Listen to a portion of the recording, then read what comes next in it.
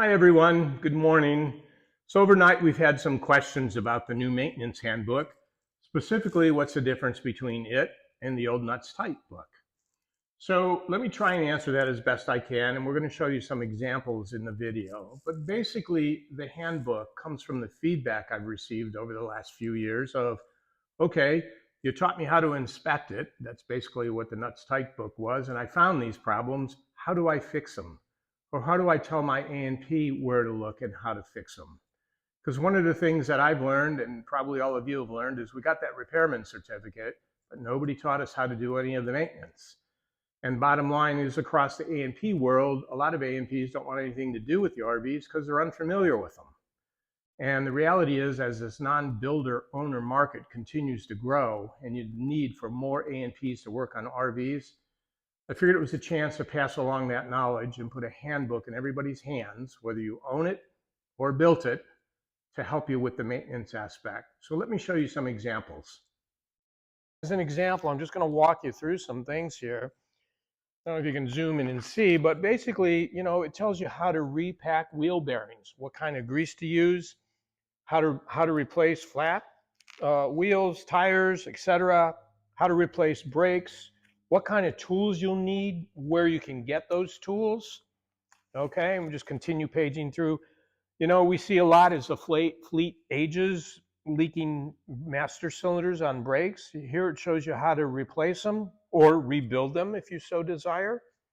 Okay, we'll just keep turning pages here and see what I can find. Here's another one. Help you understand all the differences in ignition timings and how to actually affect the timing, whether it's a PMAG, a magneto.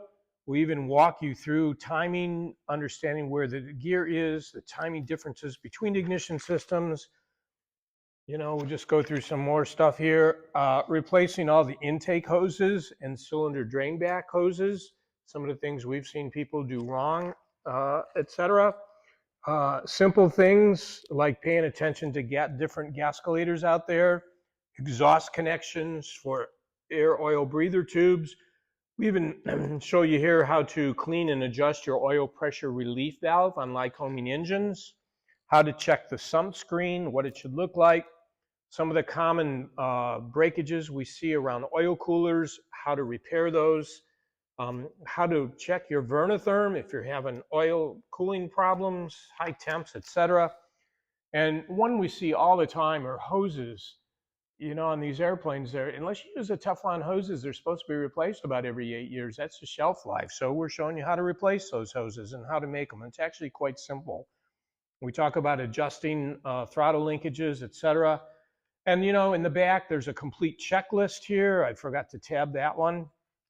You can see the reason for doing propeller inspections. Got some pictures of some races and what the inside of the propellers look like. One that everybody forgets is how to adjust propellers. So constant speed propellers for the low pitch stops. That's all in there. Bottom line, it's a handbook with an inspection guide to help you get through everything. You could use it progressively, quite candidly. I forget how many chapters there are. We can take a quick look here. There might be 8 or 10. But so right here, there's 10 chapters. You know what you could do? You could actually go through one chapter every month on your airplane, and you'll have an airplane that's always in tip-top shape as the year goes by.